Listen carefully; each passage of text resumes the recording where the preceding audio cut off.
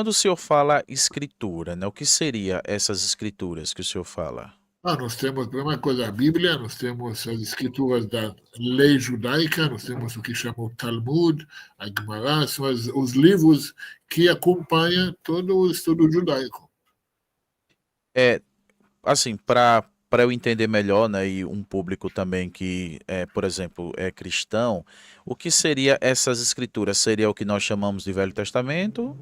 O Velho Testamento, que é referido, o Velho Testamento é a Torá, todos os 24 livros que é suposto o Velho Testamento. Mas essa é a escritura.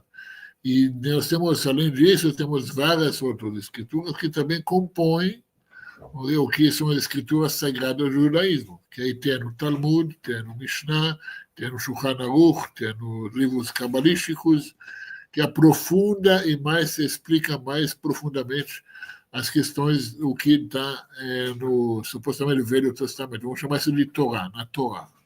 Entendi. Não querendo polemizar logo no início, mas para compreender um pouquinho, né? Por exemplo, eu acho que o senhor conhece o que nós chamamos de Bíblia, né? Sim, O que nós chamamos de Bíblia tem uma certa quantidade de livros, né? A gente chama de sim. livros no que nós chamamos de Velho Testamento. Para os judeus, esses livros que compõem essa Bíblia dos cristãos, sem desconsiderar o Novo Testamento, apenas o Velho, esses livros estão corretos ou ainda falta ou colocaram a mais?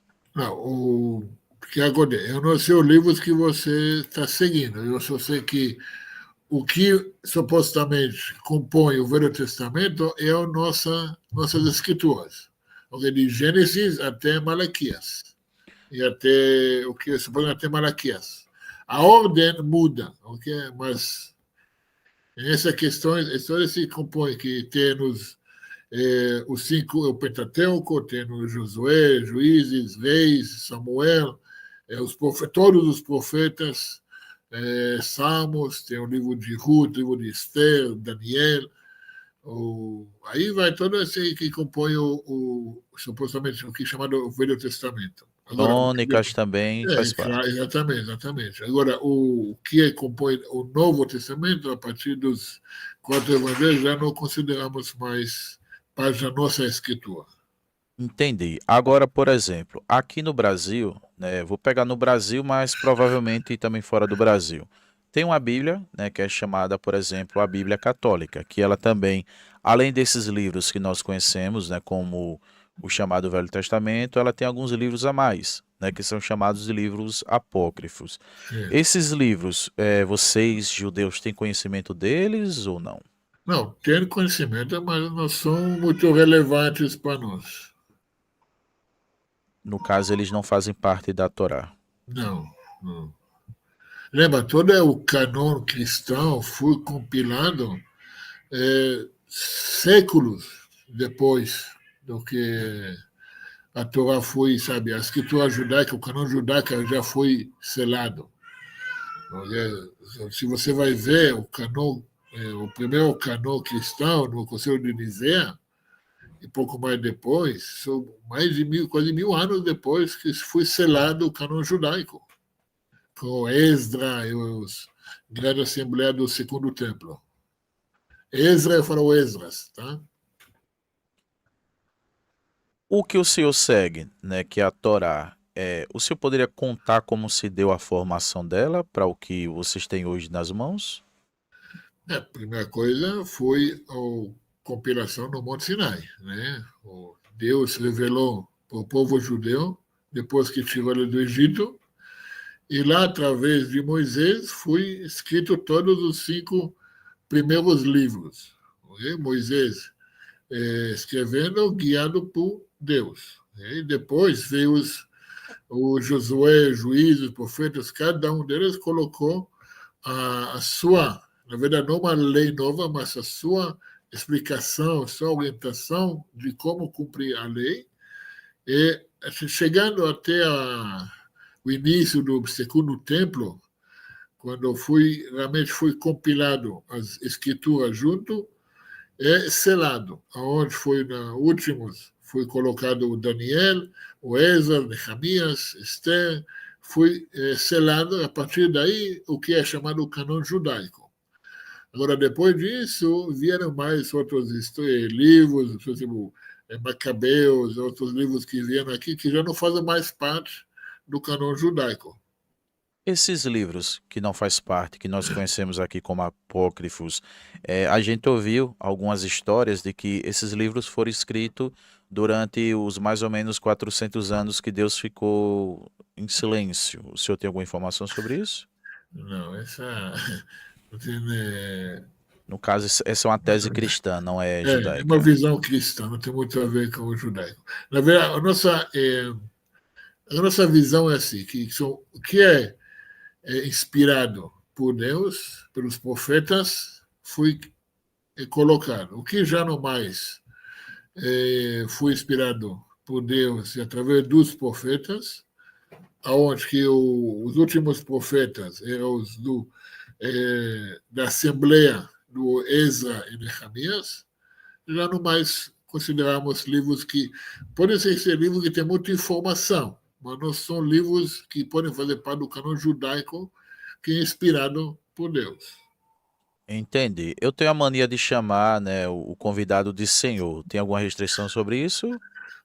Me Posso, chama, eu posso sei que. chamar, certo. Não, é porque, como eu nunca conversei com o Rabino, eu não sei o que é que eu posso falar que pode ser ofensivo, entendeu? Agora vem cá, o senhor tem alguma informação de quando esse, esses livros, né, que o senhor conhece, né, como Torá, chegou à sua formação? Em que ano já estava completo? Sim, se nós temos as datas exatas, se você vai cerca de 800 antes da Era Comum, essa faixa de datas, entendeu? Agora, em 2000, nós estamos hoje no ano 5.785 da criação.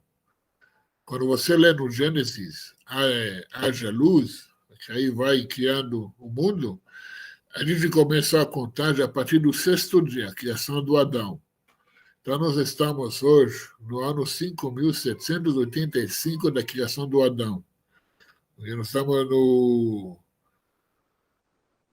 mês de Tammuz, no quinto dia do dia de Tammuz, então nós estamos bem no meio do ano. Então, se você vai ver, no ano 2448, foi o evento do Monte Sinai. Nós temos as datas exatas. Por exemplo, no ano 1948 da criação, Abraão nasceu. Abraão, nosso patriarca.